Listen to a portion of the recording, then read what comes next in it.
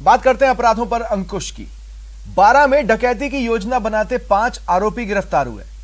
अलवर में करीब 30 लाख रुपए की नकद देने के मामले का खुलासा हुआ, जिसमें मुख्य आरोपी जुनैद खान को गिरफ्तार किया गया। एक नाबालिग दस्तयाब हुआ है और झुंझुनू पुलिस ने साइबर ठगों से 8 लाख रुपए रिकवर किए हैं। चलिए इन खबरों को विस्तार से बताते हैं। पहले बात बारां की। खंडरनुमा घरौंदों में डकैती की योजना बनाते 5 आरोपी गिरफ्तार हुए। पांचों स्मैक के आदी हैं जो लॉकडाउन में आर्थिक तंगी से गुजर रहे थे। इन पांचों ने मिलकर राहगीरों को लूटने की योजना बनाई। इन आरोपियों पर पहले लड़ाई झगड़े करने, चोरी करने, अवैध हथियार रखने, मादक पदार्थ सेवन, जुआ, सट्टा खेलने, स्मैक, शराब तस्करी जैसे कई गंभीर मामले दर्ज हैं।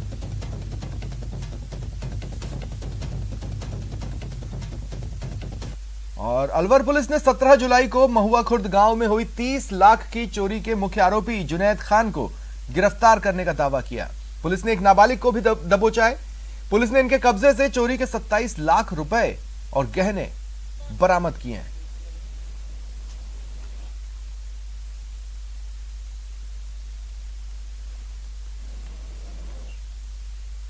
महुआ खुर्द गांव में 30 लाख रुपए की नकबजनी और चोरी का एक मुकदमा दर्ज हुआ था, जिसमें त्वरित कार्रवाई करते हुए संपूर्ण जो ये नकबजनी और चोरी हुई थी, इसके 2 मुलजिम, जो एक विधि से संरक्षित बाल अपचारी है और एक जुनैद है, जो दोनों ही उसी गांव के और आस पड़ोस में ही रहने वाले हैं, उनको इसमें अरेस्ट किया गया है और इनसे 27 लाख की बरामदगी भी की गई है, जो चोरी और नकबजनी में ये लोग इन्होंने चुराई थी।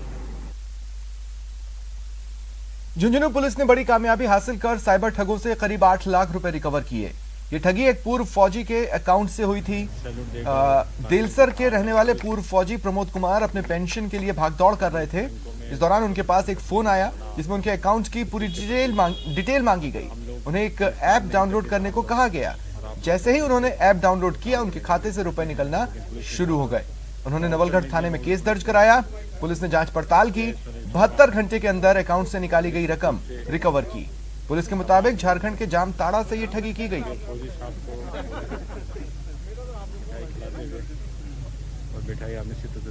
ये फौजी पीड़ित का बेटा 9 जुलाई के आसपास प्रमोद कुमार करके कोई जो थल सेना से रिटायर्ड फौजी है, उसने नवलगढ़ थाने में रिपोर्ट दी कि उसके पास किसी अनजान नंबर से एक कॉल आया और कॉल आने के बाद उसने उसके कहने के अनुसार एक रिमोट एप्लीकेशन होता है एनीडेस्क नाम से, वो डाउनलोड कर लिया।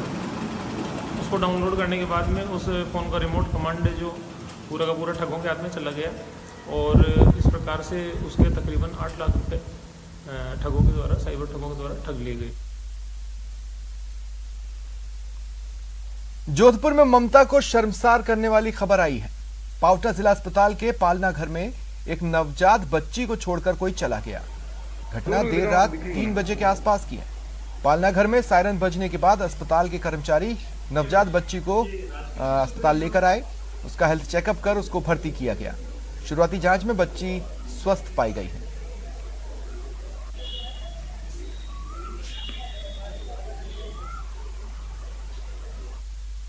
स्टाफ ने और ऑनड्यूटी संविदा के को रिसीव किया और यहाँ पे नवजात को रखने के लिए एनबीसी बना हुआ है। NBC new born stabilize unit, यहाँ पे नवजात की देखभाल की जाती है। यहाँ पे आके नवजात को स्वास्थ्य परीक्षण किया गया। स्वास्थ्य परीक्षण के बाद पता चला कि ये नवजात बालिका है।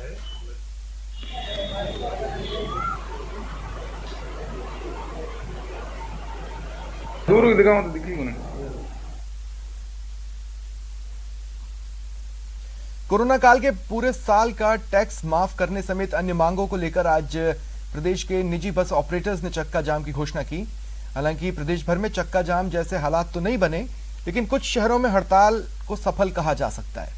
निजी बस ऑपरेटर्स का कहना था पिछले कोरोना काल में भी उन्हें बड़ा नुकसान हुआ। इस साल भी कोरोना की दूसरी लहर की मार पड़ी। डीजल के बढ़ते दामों के चलते उनका बसें चलाना मुश्किल हो गया।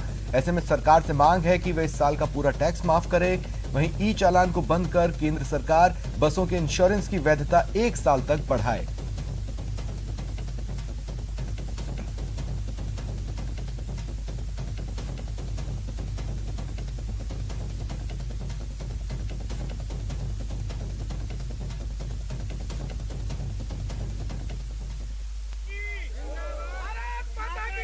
प्राइवेट बस मालिक एसोसिएशन के आह्वान पर प्रदेश भर में प्राइवेट बसों ने प्रदर्शन किया है। 1 साल का टैक्स माफ करने, किराए में बढ़ोतरी करने समेत अन्य मांगों को लेकर बस संचालकों ने हड़ताल का ऐलान किया था।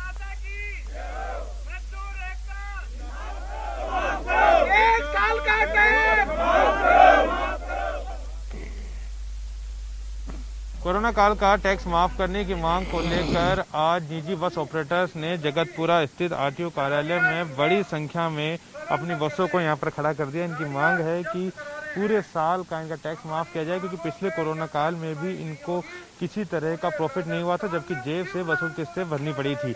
आप सामने देख सकते हैं बसें यहाँ पे खड़ी की गई। दूसरी तरफ जो प्रादेशिक परिवहन कार्यालय है, उस प्रादेशिक परिवहन कार्यालय के अंदर निजी बस ऑपरेटर जमा है। इनके हाथों में ये चाबियां हैं और ये चाबियां देकर अपना विरोध यहाँ पर जता रहे हैं। और जो अधिकारी हैं आरटीओ के, यहाँ पर जो मौजूद अधिकारी हैं, अधिकारी को ज्ञापन उन्होंने सौंपा है और उसके बाद ये अपनी बसों की चाबियां जो है इनको सौंप रहे हैं और ये कह रहे हैं कि इन बसों को सीज कर लिया जाए, क्योंकि अब जो बस वाहन चालक है वो इन बसों को चलाने के लिए पूरी तरह से सक्षम नहीं है। इन्होंने साफ कर दिया है कि जब तक इनका टैक्स माफ नहीं किया जाएगा, डीजल के रेटों को कम नहीं किया जाएगा, ई चालान जो कि इस वक्त देश भर में लागू है उस ई चालान को बंद नहीं किया जाएगा। और साथ ही केंद्र सरकार से इनकी मांग है कि जो इनका इंश्योरेंस है, जो कि पिछले 2 साल से लगातार करवा रहे हैं, लेकिन बसें नहीं चलने से वो खड़ी बसों का लेफ्ट चला, उसकी वैधता भी 1 साल बढ़ाने की इनकी मांग है। लेकिन अभी क्या इनकी मांगे मानी जाएगी? हालांकि सरकार का कहना है कि 2 महीने का टैक्स सरकार, जो कि लॉकडाउन लगा था अप्रैल और मई का, उसका टैक्स सरकार माफ करने के लिए तैयार है। लेकिन बस वाहन मालिक चाहते हैं कि पूरे साल भर का जो है इनका टैक्स माफ किया जाए। फिलहाल इन्होंने जो डीटीओ है जगतपुरा, उनको चाबी सौंपी है और उसके बाद ये परिवहन कार्यालय जाकर जो परिवहन आयुक्त है उनको चाबी सौंपने का इनका कार्यक्रम है। कैमरा पर्सन भवानी सिंह के साथ सचिन कुमार, न्यूज़ 18 जयपुर। 1 साल का रोड टैक्स माफ करने की मांग को लेकर प्रदेश के कई शहरों में निजी बस संचालकों ने प्रदर्शन किया। कोटा में चक्का जाम हुआ। बस मालिक संघ को अन्य यूनियनों का भी समर्थन मिल रहा है। इन सदस्यों ने आरटीओ ऑफिस पर विरोध प्रदर्शन किया। संवाददाता शाकिर अली ने इनसे बातचीत की।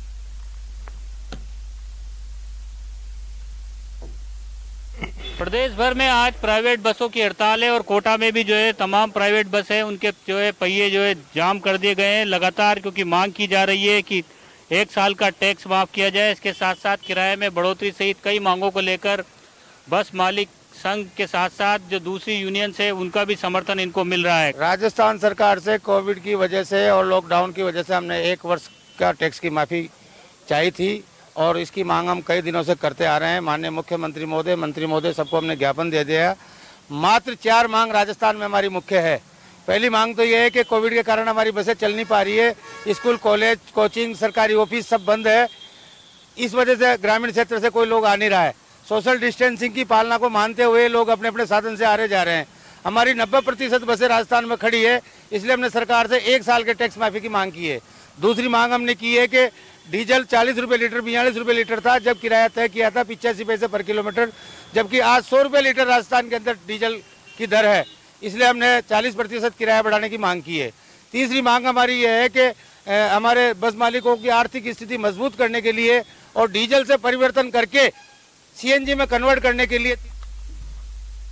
राजसमंद जिले में आज निजी बसों के चक्के थमे रहे। सड़कों पर निजी बसें नजर नहीं आ रही हैं। 300 से अधिक बसें आज ऑफ रोड हैं।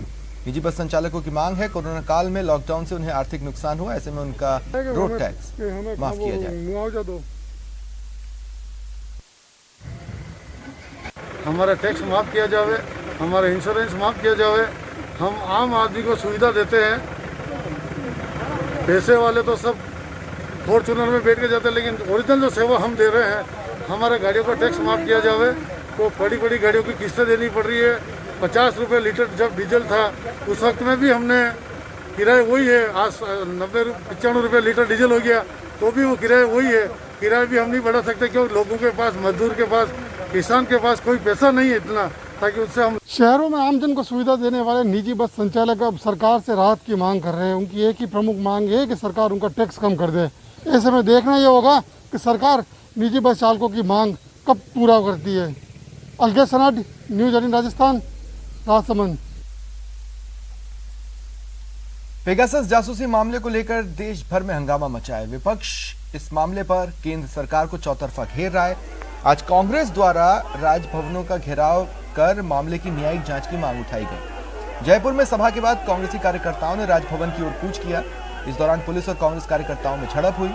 राजधानी जयपुर में पीसीसी चीफ गोविंद सिंह डोटासरा के नेतृत्व में राजभवन घेराव का प्रयास किया गया। कई मंत्री, विधायक और पदाधिकारियों के साथ ही बड़ी संख्या में कार्यकर्ता शामिल हुए। राजभवन की ओर कूच कर रहे कांग्रेसियों को पुलिस ने सिविल लाइंस फाटक पर ही आगे बढ़ने से रोक दिया। इसके बाद दोनों धड़ों में धक्का मुक्की हुई। पुलिस को हल्का बल प्रयोग भी करना पड़ा। वहीं सियासत गर्म है। कांग्रेस राजभवन का घेराव कर विरोध जताती दिखी। इससे बड़ा दुर्भाग्य क्या हो सकता है। संविधान की धज्जियां उड़ रही है, लोकतंत्र की धज्जियां उड़ा रहे हैं लोग, और इनको अपनी पार्टी के मंत्रियों की जासूसी, विदेशों से आयातित मैकेनिज्म से ये लोग अपने पार्टी के मंत्रियों की जासूसी करा रहे हैं, ब्यूरोक्रेट्स की करा रहे हैं, पत्रकारों की करा रहे हैं, बिजनेसमैन की करा रहे हैं। आम आदमी कहाँ सुरक्षित है देश के अंदर। बीजेपी पे भरोसा नहीं, इनकी पार्टी के लोगों की भी है, पूरी जासूसी करवा रहे हैं। लोकसभा में झूठ बोला है स्वास्थ्य मंत्री ने, लोगों की जासूसी हो रही है, और जिस तरह से जासूसी कर रहे हैं ये मनमानी और तानाशाही पर उतर आए।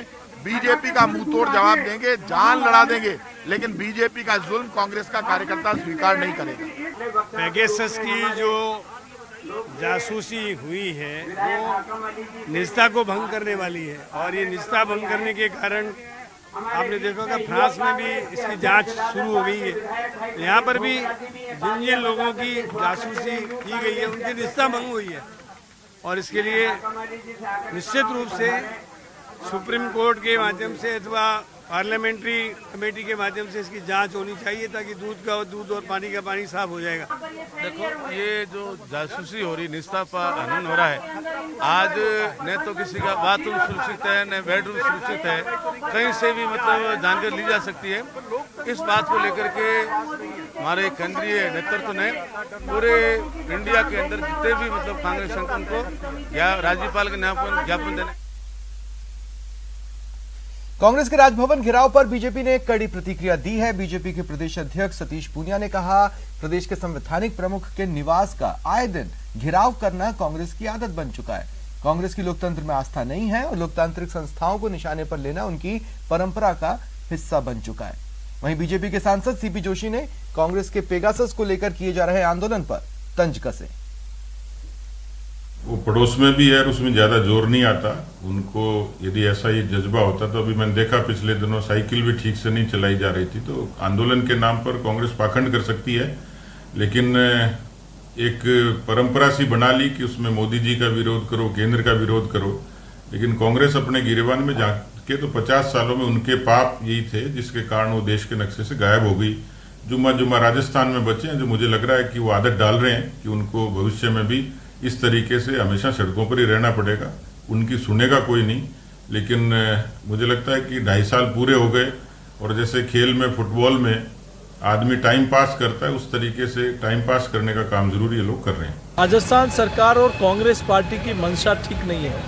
पहले भी लोकतंत्र में इस प्रकार का माननीय महामहिम राष्ट्रपति महोदय का, माननीय गवर्नर साहब का एक प्रोटोकॉल होता है। उस भवन की एक गरिमा होती है जो बरसों से उस परंपरा का निर्वहन हो रहा है। पहले भी राजभवन को घेरने की एक रणनीति कांग्रेस पार्टी ने और इनके लोगों ने बनाई थी। अभी फिर से राजभवन का घेराव कर रहे हैं, और आपने देखा होगा कांग्रेस पार्टी ने बरसों की परंपरा थी, नए मंत्रियों का परिचय माननीय प्रधानमंत्री सदन में कराते हैं, उसका भी विरोध किया। कुल मिला के इनको अपनी बात में सदन में भी चर्चा से भागना और यहाँ भी अपनी राजस्थान की जो मर्यादा है, देश के लोकतंत्र की जो मर्यादा है, उनको तार-तार करने का काम कांग्रेस सरकार और राजस्थान की सरकार कर रही है। उत्तराखंड के पहाड़ी जिलों में बारिश के चलते चट्टानों का दरकना जारी है। पिथौरागढ़ धारचूला रोड पर किमखोला में पहाड़ का मलबा भरभरा कर सड़क पर गिरा। गनीमत रही कि उस समय सड़क पर कोई नहीं था। बुधवार को ऋषिकेश बद्रीनाथ हाईवे में तोता घाटी के पास स्विफ्ट पर पत्थर गिरा। इससे कार की पिछली सीट पर बैठे नरेंद्र नगर डिग्री कॉलेज के प्रोफेसर मनोज सुंदरियाल को चोटें आई। अगली सीट पर बैठे 2 लोग बाल बाल बचे। हादसे के बाद 5 किलोमीटर लंबा जाम भी लगा। लगातार बारिश से बाहरी राज्यों से घूमने आए पर्यटकों को भारी मुश्किलें हो रही हैं।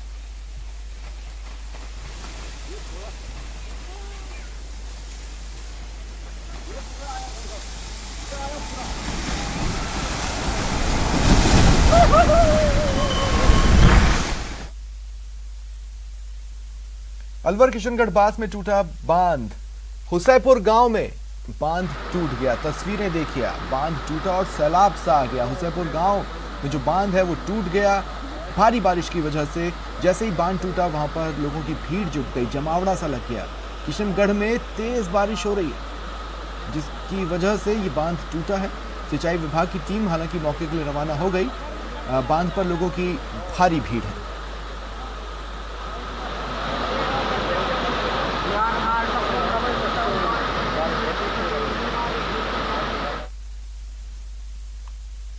क्या आपने किसी ऐसी दरगाह के बारे में सुना है जहां चादर और फूल के बदले झाड़ू चढ़ाई जाती है?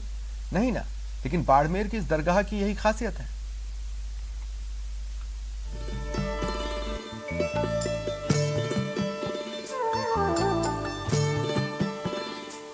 ढेर बाबा जी की दरगाह है सबसे खास। दरगाह पर झाड़ू चढ़ाने की है रवायत। अकीकतमंदों को सेहत की नेमत, थोड़े फुंसी और मस्से से मिलती है निजात। बुजुर्गाने दीन के आस्ताने पर चादर चढ़ाकर मन्नत मांगी जाती है। अकीदत के फूल पेश कर मुश्किलों से निजात की गुहार लगाई जाती है। लेकिन बाड़मेर की इस दरगाह पर रहमत के लिए जो शय पेश की जाती है उसके बारे में जानकर आप चौंक जाएंगे।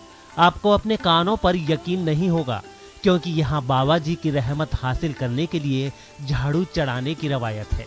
यहाँ पे मान्यता है कि जिसके भी फोड़े फुंसी वगैरह होते हैं यहाँ पे झाड़ू ही चढ़ाई जाती है। तो यहाँ पे जिसकी भी मन्नत पूरी होती है तो झाड़ू लेके आता है और यहाँ पे चढ़ाता है।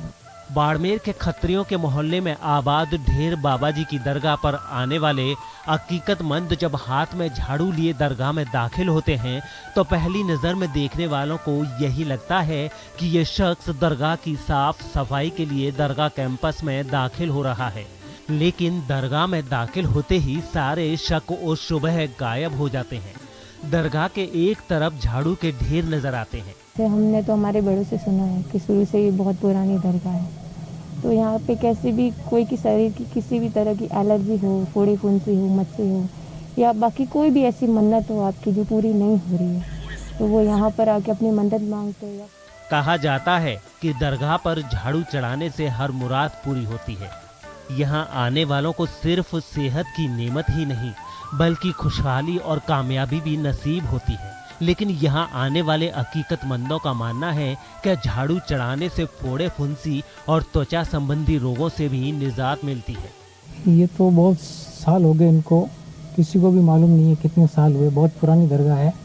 इनकी मान्यता ये यहाँ हिंदू मुसलमान सब मानते हैं, ठीक है ना। तो ये शरीर में फोड़ी फुंसी होते हैं बिल्कुल, मस्से वगैरह होते हैं, उनके लिए लोग झाड़ू चढ़ाते हैं। किसी दर पर आरती तो कहीं अरदास होती है, लेकिन दुआओं के दौर में सरहदी बाड़मेर की ढेर बाबा जी की दरगाह कौमी एकता की मिसाल के साथ अपने चढ़ावे की वजह से बेहद खास है। यहाँ लगे झाड़ुओं के अंबार इस दरगाह को सबसे अलग, सबसे खास बनाते हैं। न्यूज़ 18 राजस्थान के लिए बाड़मेर से प्रेमदान देथा की रिपोर्ट।